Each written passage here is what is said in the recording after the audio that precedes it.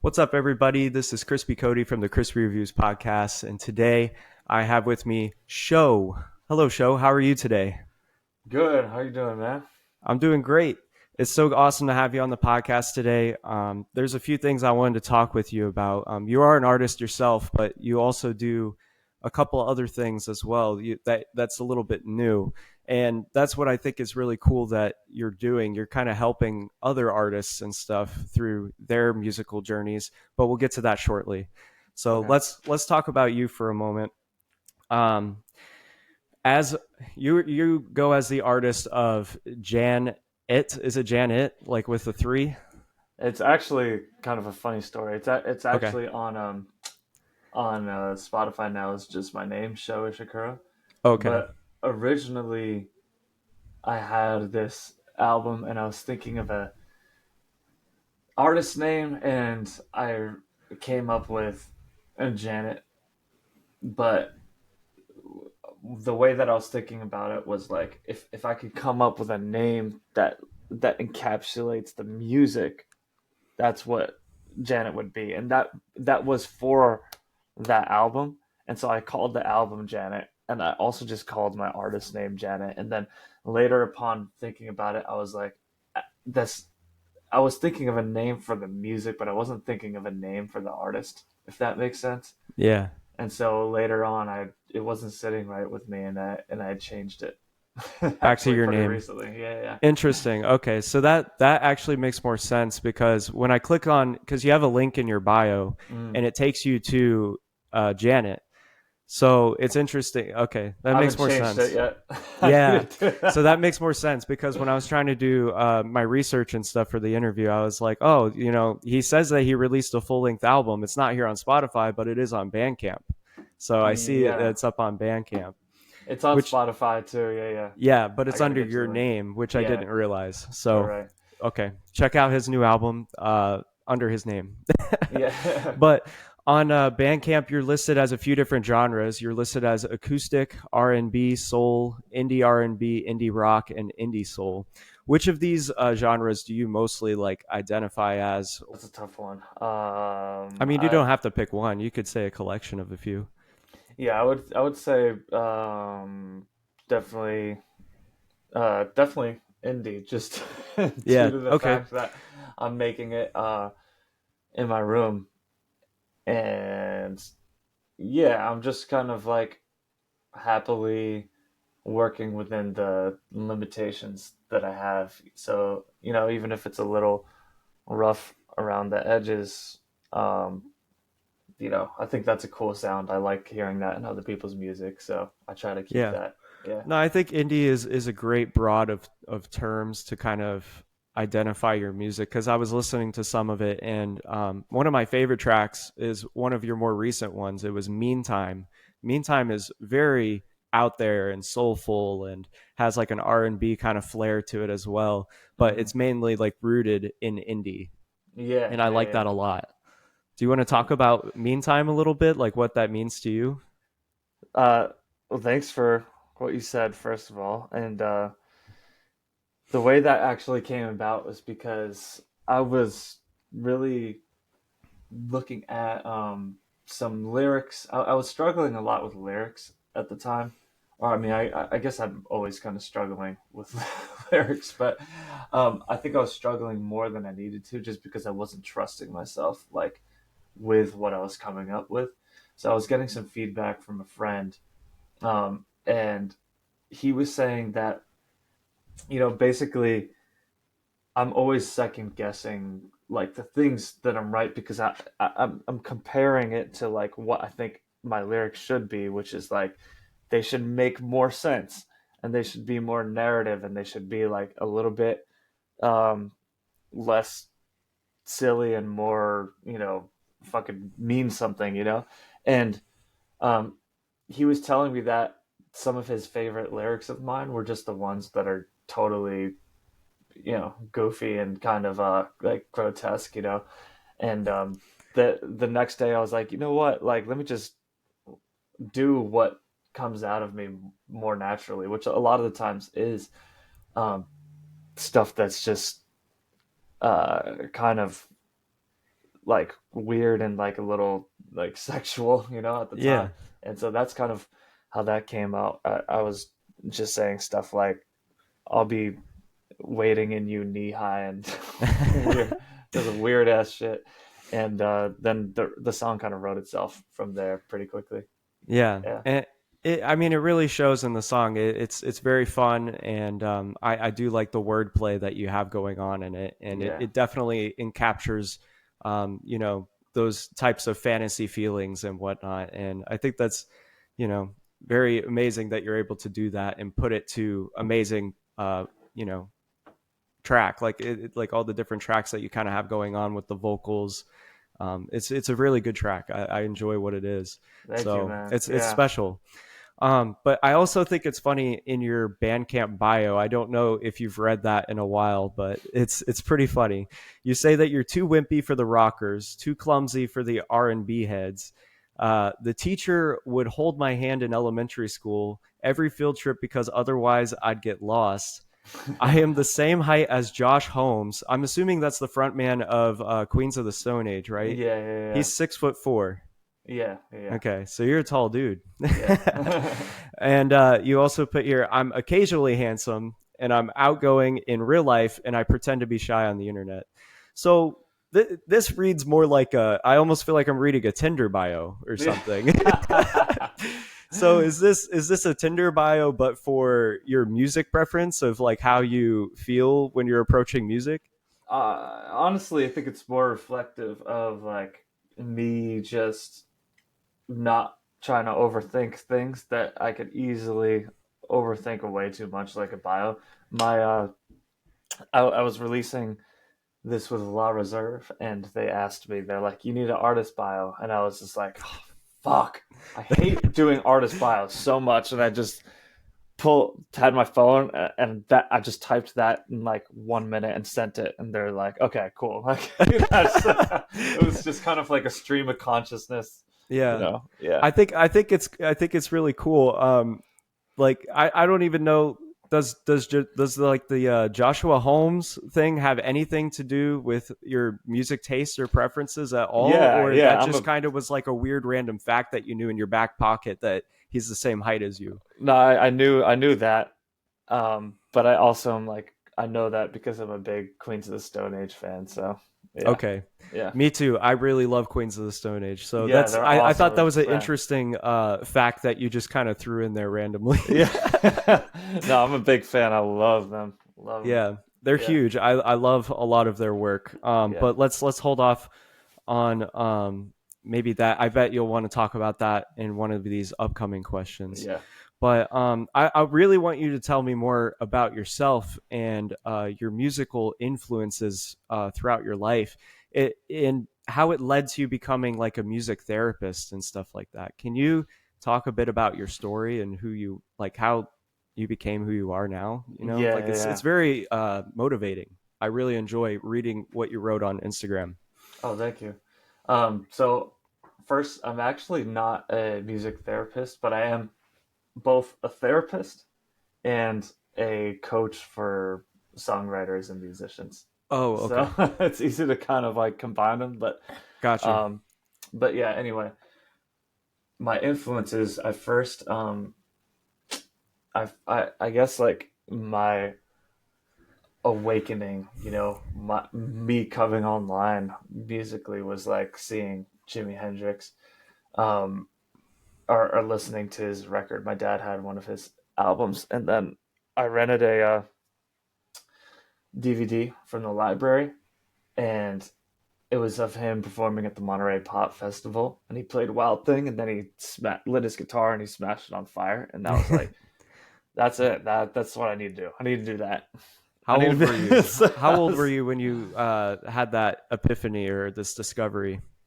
16, I think. 16 years old. Yeah, Okay. That's yeah, pretty big. I feel like that's the coming of age for most teens. They kind of latch on to something at that point. And for you, yeah, it was Jimi Hendrix. That's pretty cool. yeah. I used to learn. That's how I learned how to play guitar. Basically, it's just learning. I had that DVD, and I'd learn. every song, and then I would try to do all the movements. So I'd have like my back to the TV, and I could like Nice. do everything like in sync with that. With the music. Yeah, yeah, yeah. That's I dope. was obsessed with him, and I didn't really ever try learning that much other shit.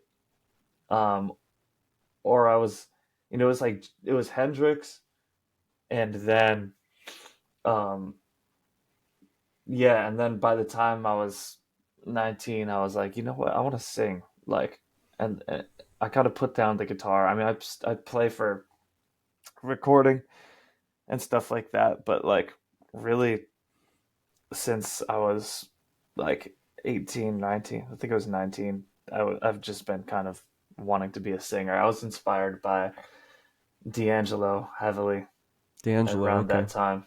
And yeah, um, him and before that, Elliott Smith as well was really obsessed with. So it's kind of a weird trifecta of like the things that have inspired me most Yeah, because it's like, but usually yeah, that's kind of how it is. Like you'll yeah, find, like you'll get these weird ingredients and you just mesh it together and it becomes part of you because you yeah, find, something in it that means something to you.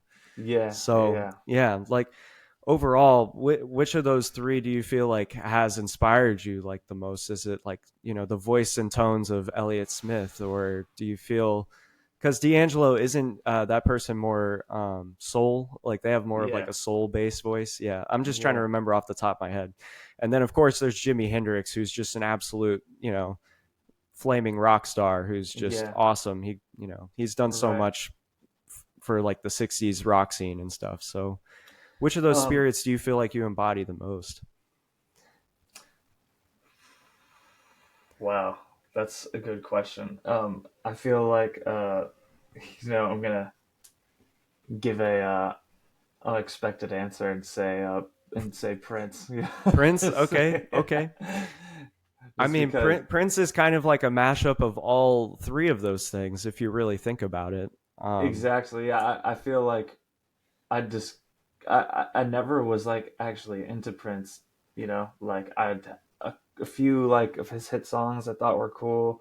I didn't really get it until later, and I had this friend that was absolutely obsessed, and he'd send me like things. He would sit down with me. He'd be like, "Yo, listen to this." He was like, "Listen to what happens with the arrangement here. Like, listen to how he plays." And he sent me like long paragraphs like about Prince every day. And then over time, I was just like, actually, this.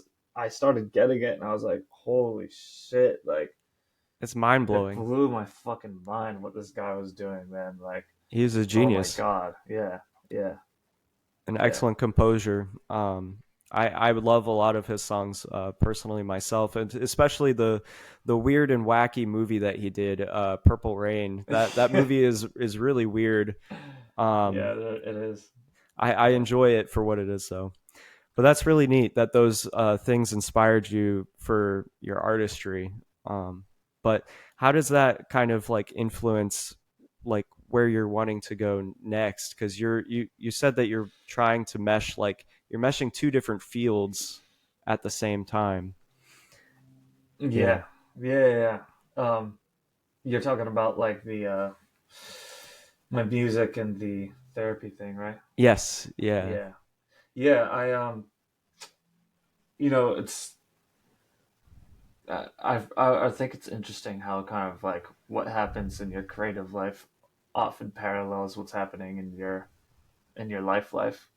So like all these different genres, I felt like these different things I was into. I mean, I was into like crazy electronic music and also like folk and like uh hard rock and soul, and I felt like I was creating and all these different things. I felt like they didn't have anything to do with each other, and I was like, why can't I ever like, I was concerned with having some kind of like thing that I can show people that makes sense to people, but instead I would just have like songs in totally disparate genres like in my 20s, and I didn't see how it would come together and make sense. And I see it now. Like it's starting to like coalesce into something that's like It took a really long time, but it is starting to. And it was the same thing with this therapy in music thing. Like I always had this interest in uh being in psychology, and therapy was like my hobby almost, to like read about that shit all the time while I was having this music career. And same thing, like I was also super interested in economics and like a whole bunch of random other things. And like now I'm starting to see how it's all fitting together, and the way that it's fitting together is that the all the stuff that I've been thinking about in terms of helping people with you being more mindful, like the metacognition, being aware of your thoughts and how that's kind of influencing your outcomes, right? Like all the things that you're thinking and feeling and the choices that you make every single day.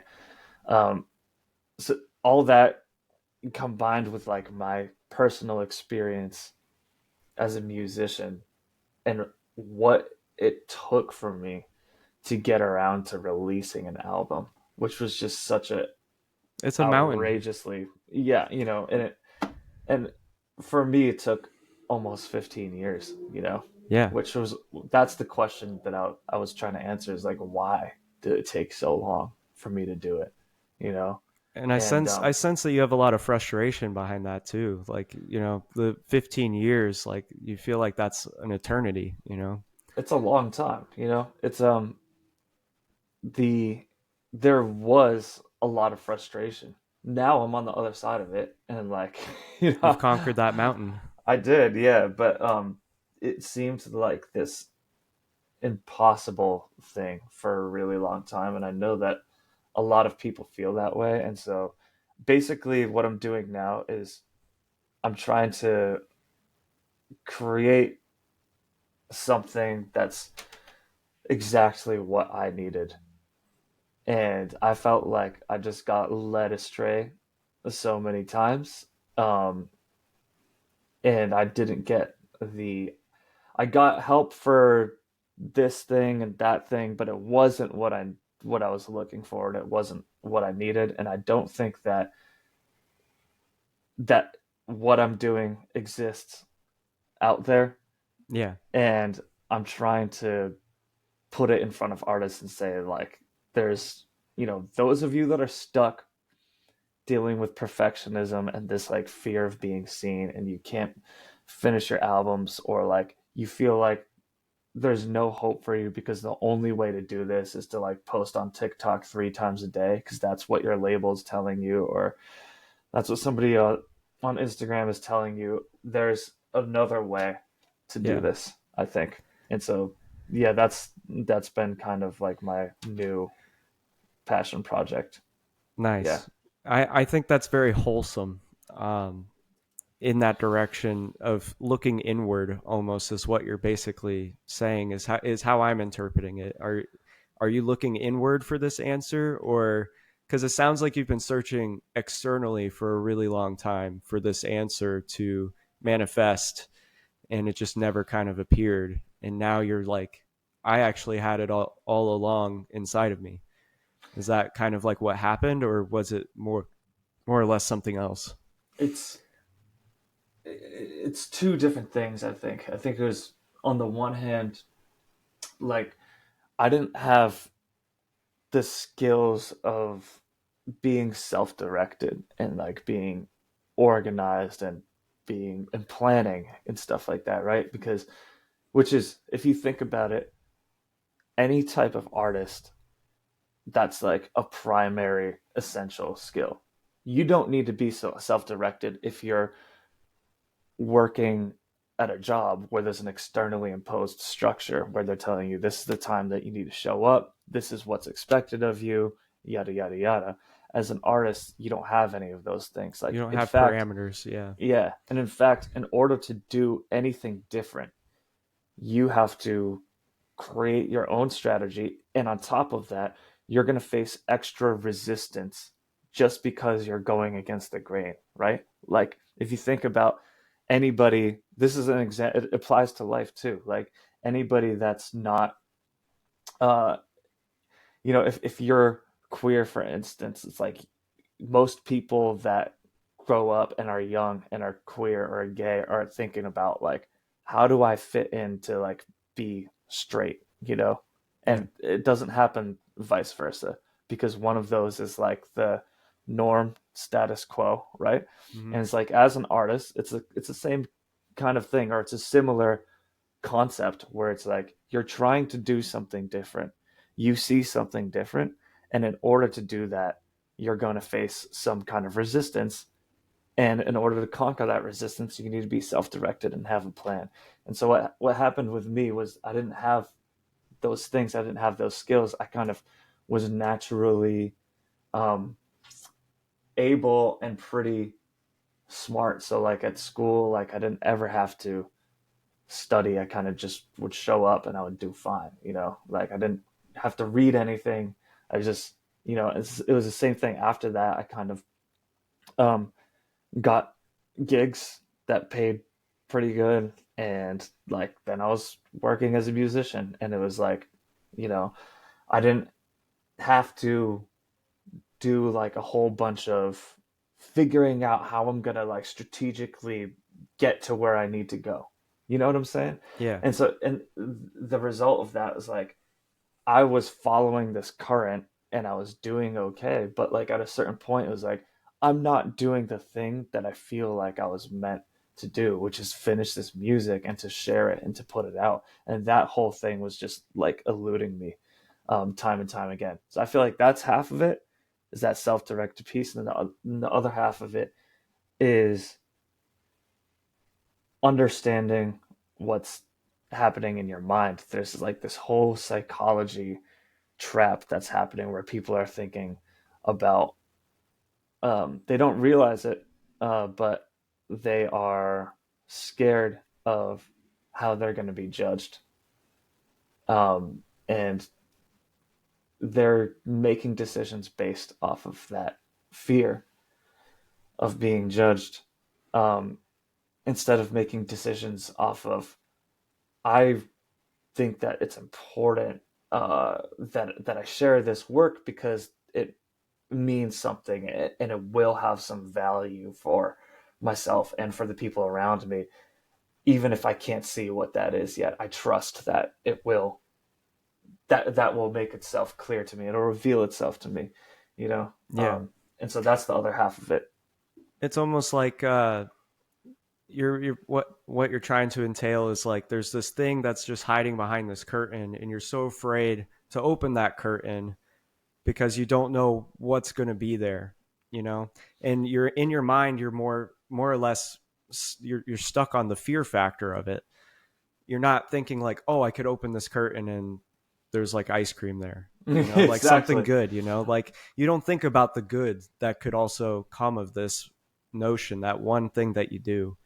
So, Exactly. I yeah. I love that you use that analogy too, because a friend of mine described it to me as like, because he experiences this, and he's like, it feel like I've been living a life backstage. And Yes. it's like, yeah, that's exactly the feeling that I had, and I think that a lot of people have, like a lot of very talented people are experiencing that. Yeah.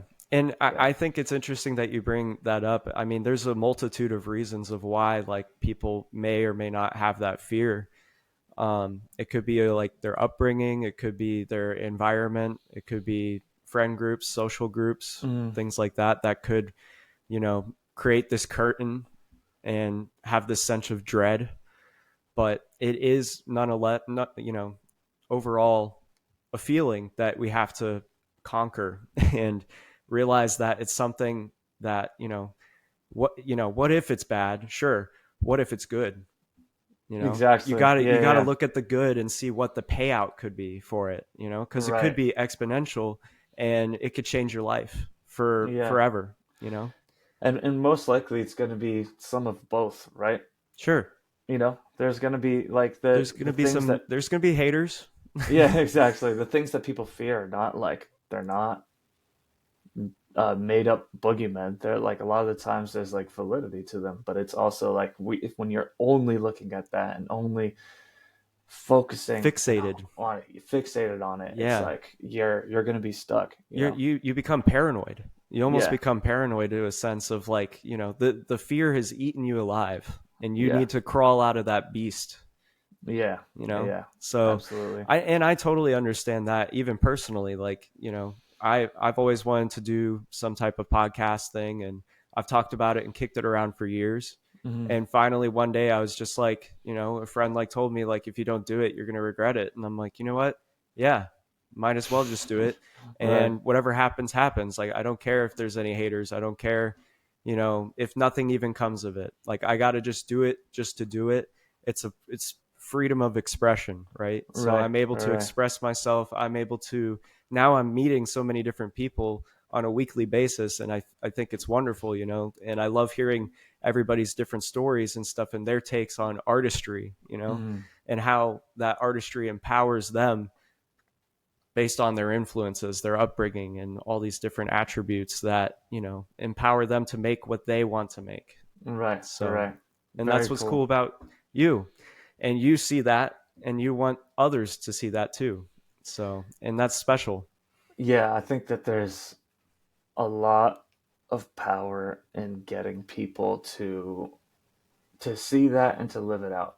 And I don't see it um as something as small as like it makes us feel better to do that, which it does. It absolutely does. But the way that I think about it too is that on top of that, when we do that, we're making real connections with people, right? It's like when it's as simple as when I say something that I see differently, that I believe in, and I hold it up for other people to see, then I'm it's like a beacon where other people can see that beacon and be like, I see that too. Now we're connecting, and now Mm-hmm. we feel like as a group or a community, we have more agency to change things instead of just to use.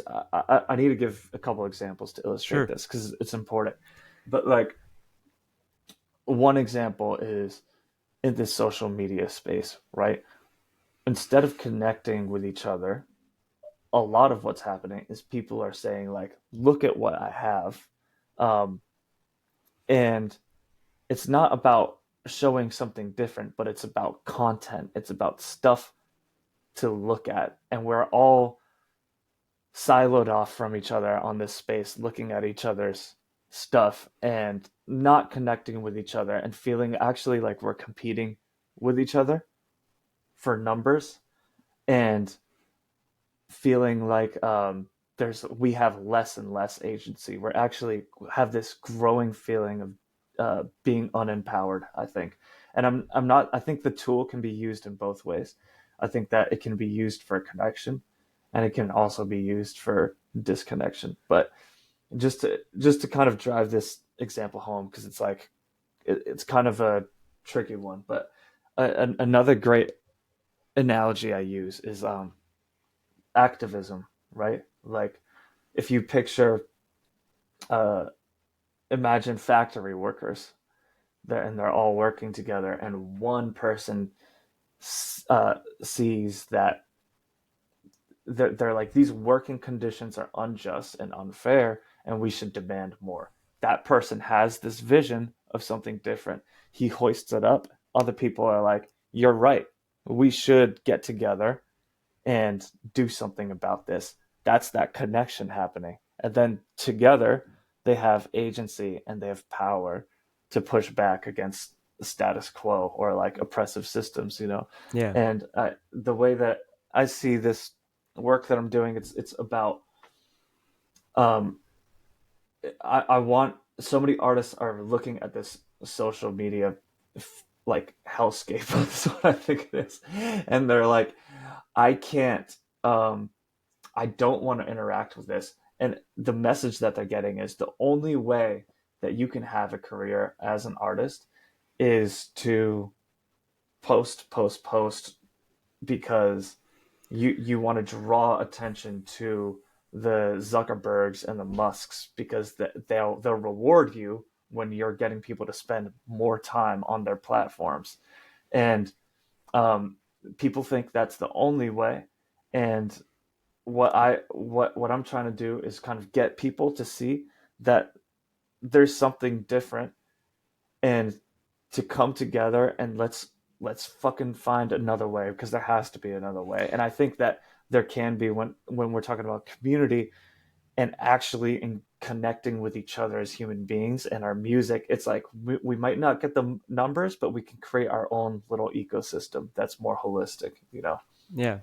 And Yeah. I think how you described everything is to a T pretty perfect of the ecosystem that we're kind of in right now. And it's hard to gather the people that we're looking for to foster this new ecosystem of Mm-hmm. people that want to utilize maybe social media or other ideas of things to congregate and talk over these things and make better artists. And Mm-hmm. I think I'm a paraphrase, but I don't remember the full quote, but I remember seeing something. There was like a podcast interview with Tyler the Creator, and he talked pretty openly about this issue where there's artists that are like copying each other, and that there is no such thing as like originality like kind of happening anymore. And he blames social media. Like social media is causing people to see things and they only see it in that one lens, and because they see it through that one lens, they imitate that, and they eventually just do the same thing as what another artist is doing. Mm-hmm. And how many times can you keep copying the same thing before everybody's doing the same thing? And to me, it just really seems like what you were saying. It's good to take a step back and realize, like, hey, this is just a corporatized image that we're all looking at here through Instagram or Facebook or Mm-hmm. TikTok. These are all just big CEOs or hedge fund people that are trying to like paint this image for us to that we have to go in and post all these videos and do all these things to congregate a community. It's like, no, that's not the only way to do it. There are so many other ways of doing things.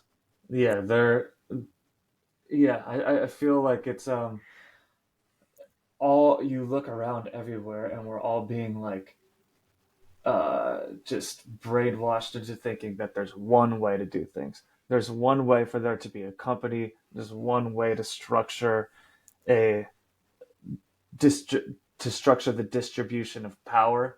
Um, there's one way to promote your music, and um, and as soon as you step outside of that, people will call you, uh, you know, they'll call you kind of totally idealistic, and you're a pipe dreamer, and you Yeah, need to get get back in with it, line.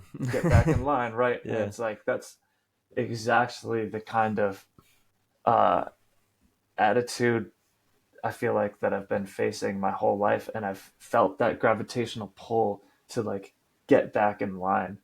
And um, I look back at my life, and I think about the times where I was kind of getting in line, and those are the times that I feel sad for myself, because it was really inauthentic, and kind of led to me being giving up my fight, and feeling depressed, you know. And I don't know. Now I'm in a place where I'm like, I, I I get it now. You know what I mean? It's like, Yeah. fuck that. Like I need a fight. You know what I mean? I Yeah. feel like we need a fight, and It's we need to say what it is. Like, people have this feeling inside of them. Like, promoting like this is horrible. I don't want to do it. It sucks. And even when they crack the whip on themselves and they get themselves to do it, 2 years later they're like, I can't do it anymore. I'm so fucking burnt out from this shit. You know yeah. what I mean? I want to quit music, because if this is what it has to be, I can't sustain this anymore. You know? Yeah. And It's yeah. almost like people don't gather the right community around themselves, and they're not able to continue to trailblaze and create that new pathway that other artists should take advantage of and Mm, take note of. But yes. like you said, there's a lot of them that are just brainwashed and they believe in staying in line and Mm. following the same algorithmic, you know, things that are always shoved down our throat, which is like what you and I were talking about on Instagram the other day that you reposted to your story. It was like the guy with the cigar and the Oh, other dude Bacon who's like Bits and Jesse Cannon. Yeah, yeah. yes, yeah. So I can't stand either of them because what they're telling you, it's just absolute, you know, overproduced garbage that's just vomited out of their mouth every single post. And Yeah, I yeah. find it super annoying, very degrading. I don't understand how anybody can sit and watch their content and be like, "Yeah, I feel what this guy is saying, and that's exactly what I need to do to be the next best artist and stuff." It's like, no, being the next Yeah, best artist is getting in tune with yourself and getting in tune with your community and then growing from there, you know? yeah, yeah, yeah. I think that that answer is different for each artist, you know, since Yeah. I place this emphasis on like you, the artist needs to figure that out for yourself by listening to yourself, right? And if that answer means um doing what Jesse Cannon says, like genuinely, like that's like where you arrive. Like I really want to create a bunch of stuff, like uh short clips, and I want to share that, you know, then by all means go for it. But I just don't like the fact that it is the only thing that's it's the way, and it's presented as the way, and everybody is like, if you don't do this, then like you're a whiny little bitch and you need to stop complaining, because it used Yeah. to be so much fucking harder. You used to have to like go stand outside the record label and like you know, it's like, okay, but it's like we Ha- also yeah. used to fucking have slavery, and like that doesn't mean that capitalism is perfect, you know. So Yeah. it's yeah. That's an interesting comparison. But I don't know. I would honestly say like be that person that stands on the corner and hands out flyers and tries to promote your own music and stuff. You Mm, know, connecting with people face to face matters so much more than trying to connect on the internet sometimes nowadays. I know a lot of people who are trying to go offline now, and I think it's mm, interesting how there's this kind of huge shift that's kind of happening all at once where people are not really focused on having some type of internet appeal and they're trying to have more of an in-person appeal and they're starting to grow more locally. I know for a fact, for an example, I don't know if you've heard of the band Flip Turn, but they kind of grew very quickly in it was in the Gainesville area of mm, Florida where UF is. So they kind of colonized as a band. They grew around that college area, and then they would tour to like Jacksonville or Tampa, and they mm, like grew their fan base through that. And then once they were able to move on from there, they went to other communities and stuff, and you know, people from our cities like Tampa or UF or Jacksonville were talking about Flip Turn. And they grew very quickly and now they're like headlining like smaller festivals and they're doing all these bigger shows and stuff now. And I think it's really crazy just how rapid a band's growth can happen if mm. they really tap into, you know, that face to face appeal. Right, right. I think that's a great way to do it. I think what it boils down to, again, is connection, and Yeah. authentic connection. I think that you can do that in a variety of different ways, you know, like for I don't think that um I wouldn't for example, like with social media, right? Like the what I'm doing now is I'm not talking about my music at all, really. You know, not that I won't. Like I will talk about it when The I feel time like comes. it's yeah, but Yeah. like right now I'm talking about these ideas that I'm talking to you about, right? And those are things that like I just see the world differently than most people when it comes to some of these topics, right? And I'm taking those ideas, like I was giving the examples earlier, and I'm holding them up, and what happens is people see them and they come to my DMs and they say like, yo, that's I like what you're saying, like I fuck with what you're saying, like you, exactly, that's how Yeah. we met. And Yeah, it's like exactly. that's a different take. And then sometimes they follow up with, you know, also I listen to your music. It's really fucking dope. And the I can tell that they like actually listened through carefully because they're saying specific things about specific tracks, Yeah. that they liked. And the reason that they did that is because they're connected with me because I'm having the courage to kind of say something different and stand on business with my fucking beliefs. You know what I mean? So then they're coming, they have that context. It's like reading the blurb before you look at the painting at the museum, Your Yeah. experience of it is totally different. Um, so I think that's, I'm using social media in a way to create more authentic connections that lead to things like this conversation, Exactly. and it's a different way of doing it than just being like, look at this, look at this, Yeah. look at this, like, Yeah. yeah, yeah, Pop-up ads. It's almost like yeah. pop-up ads and you're Oh clicking yeah, that's away. a You're great, like go away, go away. I don't yeah, want yeah, to yeah. listen to this no more. Right, all right. Yeah. Pop-up ads is a good Pop-up example. ads. Yeah. I'm looking at the time here. I know that you said you have some other things coming up shortly, so I'll wrap up with a last couple questions here for All right, you. cool. So I know that you said recently that you have a new project or a new group that's kind of forming. It's called Head, Body, Legs. Is that Mm-hmm. correct? Yeah. Yeah. What are we to expect of Head, Body, Legs? Is this like a new band or is it a new artist? Like Yeah, we what kind is of it? like we kind of jokingly call it a boy band, but Okay. it's me, my two good friends, Connor and Adrian. They live in LA.